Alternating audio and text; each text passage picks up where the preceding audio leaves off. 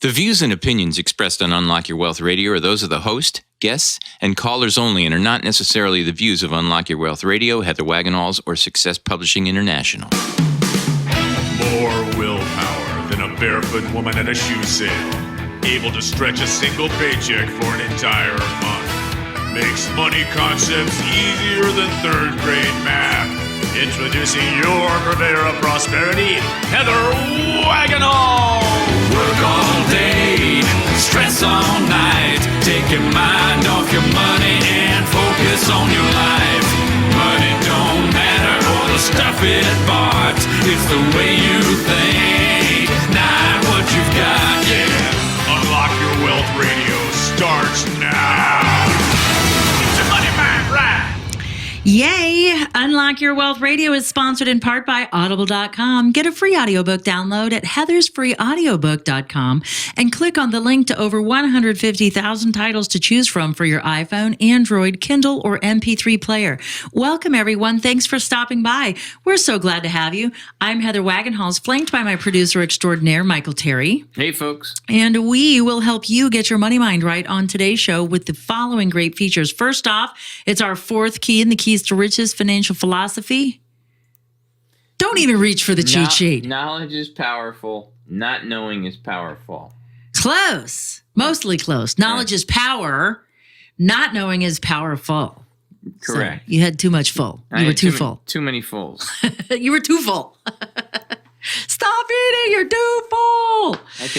I can memorize the changes in the melody to 5 million songs, but these keys are killing you. Yeah. Well, I don't, because I'm in my 60s, so I've kind of learned how to use them through the years. Right. So it's not like I'm constantly trying to, I'm not learning these things on a daily basis. You're just attaching them to information you already know. I love talking about them, and I love knowing that I use them every day, but I don't need to work on it quite as much because Right. So that's why you're just being lazy then. Yeah. Is what you're saying. It is laziness, yes. Well, that's okay. So for those of you who haven't joined us in a while, as well as our newcomers, welcome to the show. But the Keys segment has now flown out into its own radio program. And so just visit us at keys2riches.com or find us on iTunes for this week's key in the Keys to Riches Financial Wellness Series. Again, it's knowledge is power. Not knowing is powerful. We got a cool moolah word of the day, man year. And we also have a certified financial planner on today's show. Nahum Daniels is joining us, and we're going to talk about retirement changes, college contribution changes, all of that good stuff. But first, moolah word of the day. Shall we? Here we go. I got this from Investopedia, which is different from where we usually get our words. And man year, it's man with a hyphen, year. Both are capitalized with the rest of the word in lowercase. And the definition of man year is a method of describing the amount of work done by an individual throughout the entire year. The man year takes the amount of hours worked by an individual during the week and then multiplies it by 52 or the number of weeks worked in a year. So let's say you worked 50 weeks because you took 2 weeks off for vacation. So the man year is calculated differently for various industries depending on the average number of hours worked each week and the number of weeks worked in a year. And there are two reasons why an organization may calculate the man year applicable to its employees. And one reason is that organizations may use the man year along with sales or cost figures as a performance metric.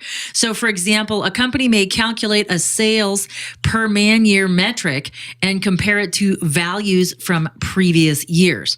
The second reason a company would calculate the man year, and it would be for budgetary reasons. For example, a corporation may calculate the total man years for its various offices that it operates and allocates budgets according to office size. So that number can be really valuable in the marketplace as far as a planning tool. So how many hours puts out this much work, and then what is our effective cost from that based on average number of hours worked. Because some places staff 10 hour 4-day work weeks, and some do 6-hour days, and they do 6 days a week. It all depends. Nurses, they're 12 on, 12 off. So it all depends, and so manpower and workforce, and then of course overtime requirements and all of that stuff, and the laws regarding that affect how that stuff is calculated. So I think it's a critical number, but it's kind of funny because you would almost think it's like something that you would have seen like years ago, like on the Man Show with the Man Cave. So we've got man years now, it's like dog years. It's a little bit of a sexist moolah word of the day. Well, in a sense, because like I never get offended about stuff. No, because I'm still a whoa man. I'm just I'm like a wow in front of the man. So, wow, man. A wow man. Come on, So man. I think of it as a different thing. What's really funny, speaking of sexist stuff, is how literature has changed, both fiction and nonfiction. Like when they describe things now refer to, especially in nonfiction, it drives me nuts. They refer to when like this other person, instead of saying he or whatever, they always say she, and it like drives me nuts, especially when they're enumerating something stupid. Because I'm always reading stuff about the brain or behavior, so it always says, well, when she does this stupid behavior, and I'm like, no, why can't it be a guy? Yeah. I like it better the old way. He said, Yeah. I don't want no she said. But anyway, speaking of he says, how about Nahum Daniels? He's a certified financial planner who brings a comprehensive approach to the field of personal finance and investment, and he helps in insurance and estate and asset preservation, and deals with many issues that are addressing folks today. And he's going to join us to talk about some of those changes that are out there in the marketplace. Nahum, welcome to Unlock Your Wealth Radio. Thank you very, very much, Heather. I'm really happy to be here.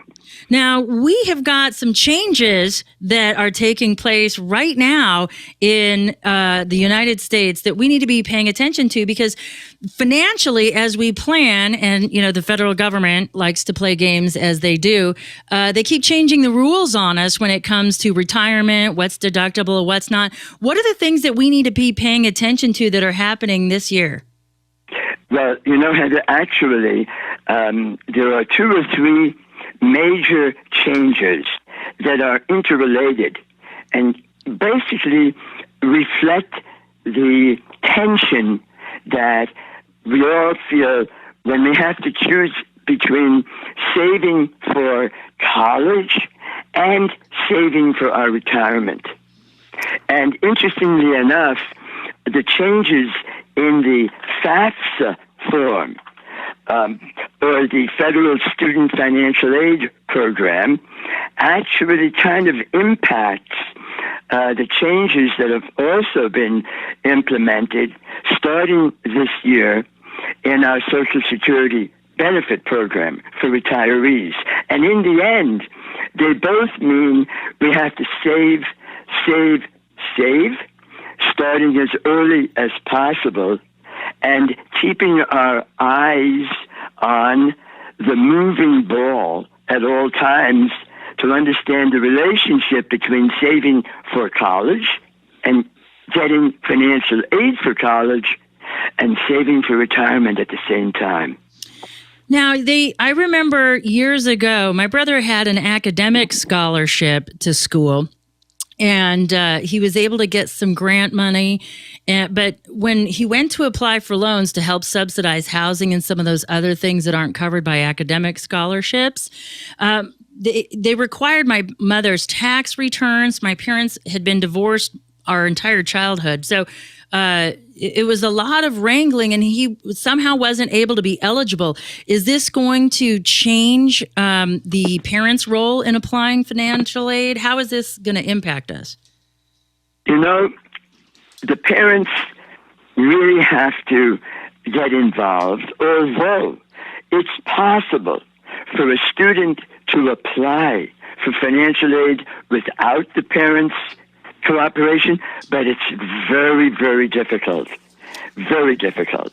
It's much better if the parents are involved. Now, fundamentally, same issue, namely, you have to give total disclosure to the government as to your holdings, all your holdings, almost all your holdings, and your income, almost all your cash flow, before you can qualify based on their formula for financial aid. So it's great to get academic scholarships. They're very hard to get. Today I have a son who's entering college, God willing, in 2017. So I'm living through this planning process personally right now. Mm-hmm. And it requires an immense amount of preparation and planning and strategy. And in the end, it's wonderful if they can get academic grants, which don't have to be repaid, or scholarships, as we used to call them. But most students who need financial aid are going to have to borrow. Yeah. And that's why, over the last 10 years, the student loans on the government's books have grown from $300 billion to $1.3 trillion. It's an astronomical amount. It's an astronomical. And those are interest-bearing loans, I'll have you know. And don't forget that half the students who bear those loans don't graduate from college. I know, isn't that unfortunate? They never graduate, even after 6 years. So, but when they leave school without graduating, they still carry that debt. Yes. And it's very hard to find a job today that pays enough to finance one's lifestyle and begin paying off that debt. And we read more and more about the terrible burden of student loans on recent college graduates and or dropouts. Mm-hmm. And it's a huge problem, huge problem. So the process is very challenging. It's very complicated. The best thing, if you're serious about it, is to find a financial advisor in your community or region who really knows something about this and can help. Because ironically, if you do reposition your assets and understand what's really involved, you can increase eligibility. And that's what the whole planning process is about: eligibility for low-cost, federally subsidized loans. And then you better get through school, graduate, and God help you to find a good job. Mm-hmm. Yes. So here's a question I have for you. A friend of mine just had a brand new baby this morning. Now, congratulations. Yes, it's very exciting. So that's wonderful. So instead of having to borrow for her child to go to school or have her child borrow, what can she be doing today to contribute to some sort of a college fund that she can be contributing to her own retirement, because we have to take care of ourselves first before we can take care of others, and then be able to actually take care of contributing? Are we able to deduct the amount of money that we contribute to our child's college funds when they're small like this? Not really. But you've asked me a question on my sweet spot. Okay. So thank you very much. Let me tell you what I would recommend to your friend. Okay. Look, you know that there are 2 or 3 programs that are recommended for saving for college. One of them is the 529 plan. One of them actually is the Roth IRA. And you can use that because it's post-tax dollars? That's right. Okay. The Roth IRA allows you to save post-tax if you are eligible, which means you have certain earnings limits. If you earn over a certain amount, you cannot make a contribution. If you can make a contribution, the maximum is about $5,500 if you're under 50, or $6,500 if you're over 50. And here's the really challenging part.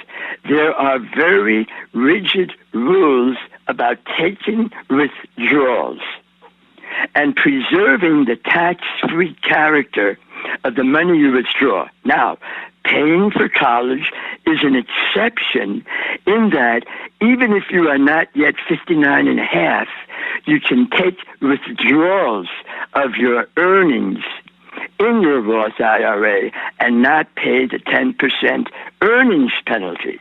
But you have to beware of the 5-year rule.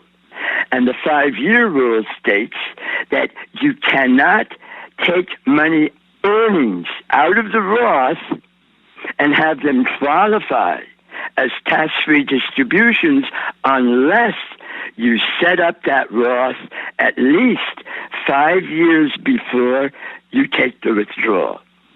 Now, in your friend's case, because she's starting early, which is the best, she could create a Roth IRA to celebrate her child's birth.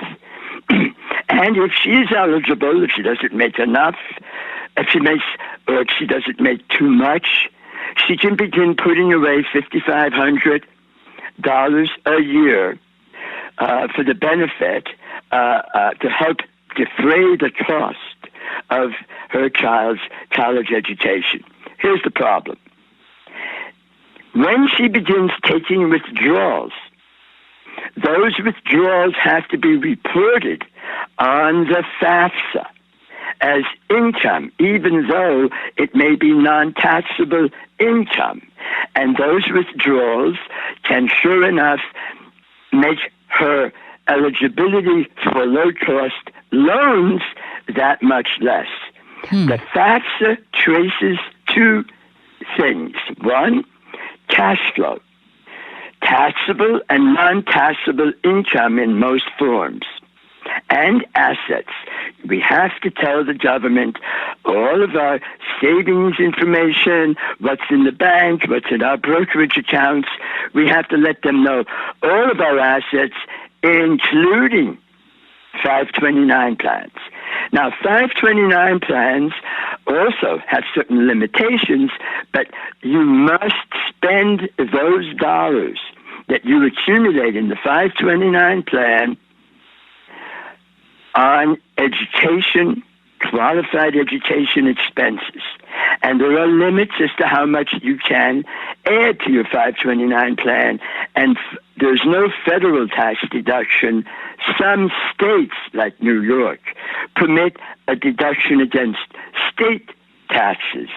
But generally speaking, we don't use a 529 plan for tax benefits other than the fact that the money grows tax deferred, and if you use it for appropriate educational purposes, you can take that money out on a tax-free basis. Again, limited contributions. Let me just tell you what I think is the very best idea for your friend to consider. Okay. And that is a life insurance policy. A life insurance policy be an investment-oriented, cash value life insurance policy accumulates cash on a tax-deferred basis. Moreover, when there's enough cash in there for you to start taking withdrawals, you can take those gains out as either tax-free withdrawals or loans, which are not reportable as income and not taxable as income. Very clever. What I recommend to my clients is to consider a very investment-oriented insurance contract. Now, that contract can go on your friend, the mother of the child, or the father of the child. And 18 years from now, there'll be cash in that policy, no limits as to how much you can put into the policy. There are no eligibility rules. You can't earn too much, you can't earn too little. You're totally free and flexible. And when the child enters school, that life insurance policy is not included on the FAFSA. Nice. Frankly, you could have $1 million in that policy, and if you look at the FAFSA carefully, it simply doesn't ask you about retirement accounts or insurance policies. And this is a very powerful planning mechanism. Now, here's the real sweet spot. You can put that policy on the baby. Really? Yes, very little underwriting, obviously a very low cost of insurance. Therefore, almost all the money that goes in grows, is there for investment purposes. And you want to pick the right policy that has the right kind of principal protection and growth potential, separate issue. But you want to use the life insurance policy as an instrument of planning. And here's what we do. And we do a lot of this. We put the policy on the baby. Mm-hmm. And then 18 years from now, of course, the parent owns the policy. The baby is the insured. 18 years from now, that accumulation, no matter how big it is, remains off the FAFSA. Moreover, you can tap it if you want to pay for whatever, including college expenses. But we always leave enough in that policy so that even when the child graduates, there's enough in that policy to keep it going for years, no further contributions. It just grows on its own momentum for years and years until the child is ready to retire. And then when the child turns 66 or 67, by the time that child retires, retirement age may be 70, then the child can take tax-free retirement income from that policy for the rest of his or her life. That's pretty and impressive. Therefore, it serves a number of purposes all at once. That's amazing how that works. This segment of Unlock Your Wealth Radio is sponsored in part by KeepMyID.org, the only service that actually prevents identity theft. All others are just monitoring services. Put your credit on lockdown with their special offer for Unlock Your Wealth Radio listeners. Visit unlockyourwealthradio.com/KeepMyID to enroll and protect your financial future now. Use promo code WAGS. That's pretty awesome. If any of the people from the government are listening, now we've just let the cat out of the bag, so maybe they'll fix that FAFSA form. You know what? It's not really a loophole. That's old, solid law, and the government is aware of it and accepts it. The issue is that our listeners and the American public is not as aware of it as it could or should be. But there's absolutely no question about the technique and its acceptability by all parties. I know a lot of people use insurance as an investment tool. I remember Mark Victor Hansen was on last year or the year before, and he spoke about the power of investing with life insurance plans as well. Let's talk about some other things happening in 2016, like the MIRA. What is a MIRA? Well, a MIRA happens to be a Roth IRA, but a very entry-level Roth IRA. Very low fees, actually zero fees. So it's a very low-cost Roth IRA. It's really for beginners. It's for low-income earners and people who don't have much sophistication or knowledge when it comes to picking investments or creating a diversified portfolio, and who are very sensitive to cost. So the government under President Obama has launched this program to enable relatively modest earners to save something for retirement, even if it's $20 a month or $30 a month. And to do so, they have given savers access to a very special type of treasury bond, a retirement bond, that's really only available to federal employees in what's called their thrift savings plan. It's not a 401k or a 403b, but if you're a federal employee, you have to use this TSP plan, and they have the ability to invest in these treasuries. Last year, they paid about 2.3%. Over the last 10 years, they've averaged about 3%. So it's But that's not even inflation. I know. They're going backwards. I know, but it's safe. It's safe. Well, it's if you trust the federal government as a guarantor, I suppose that's safe. You said that, not me. I don't particularly trust the federal government to guarantee me anything but a hard time. That's for sure. I understand. Before we finish, I do want to touch on the Social Security changes, and the question of the credibility of the government really comes into effect when we look at some of the Social Security changes that have gone into effect. But the MIRA is for the beginner saver, the beginner investor, and I guess you have to say it's better than nothing, even if only for orienting an individual psychologically to saving for the future, because this is one of, I think, our American weaknesses. It's certainly been one for the last few decades, and unless we get sorted out and start saving for the future, we're going to be facing bigger and bigger problems, especially retirees. Right. Well, I mean, that's what we teach here at the Unlock Your Wealth Foundation and here on Unlock Your Wealth Radio, is we do a form of financial literacy that's brain-based financial literacy, because we already know to spend less and save more, but we don't, because we're biologically set up to fail at that. So you're right in that sense. It gets them in the habit of making an investment and starting to save for themselves for the future. But now here's a question for you. Once you start this MIRA, let's say you've graduated, you're starting to make more money, you've invested in yourself, you've improved where you are, and you want to be able to have another IRA or a retirement account. Can you roll this over into a traditional IRA, or are you stuck with this in the savings bonds? You don't want to roll it into a traditional because that's pre-tax.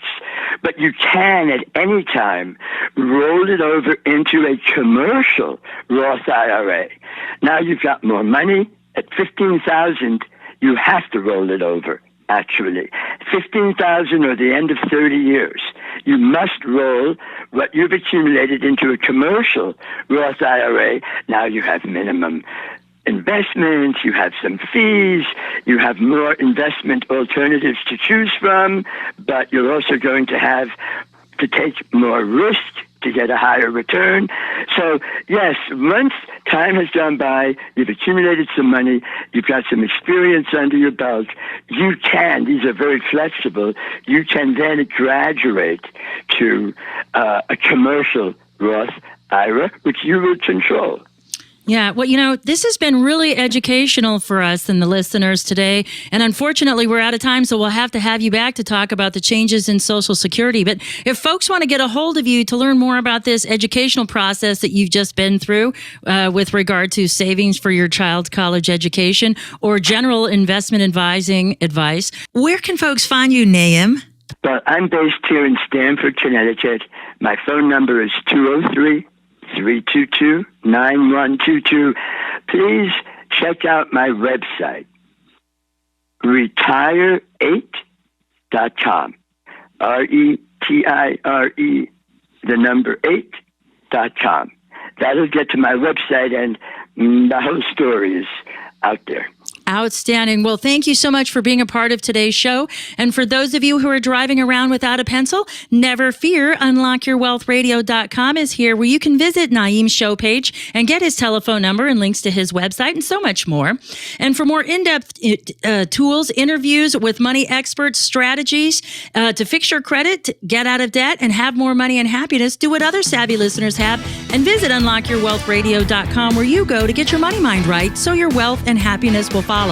Become an Insiders Club member today and start receiving the benefits of millionaire wisdom right now.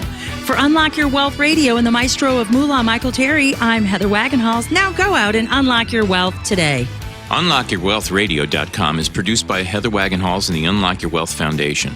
UnlockYourWealthRadio.com and its affiliates are copyrighted 2016 with all rights reserved. For more information on the Keys to Riches Financial Wellness series, please visit our website at www.unlockyourwealth.com.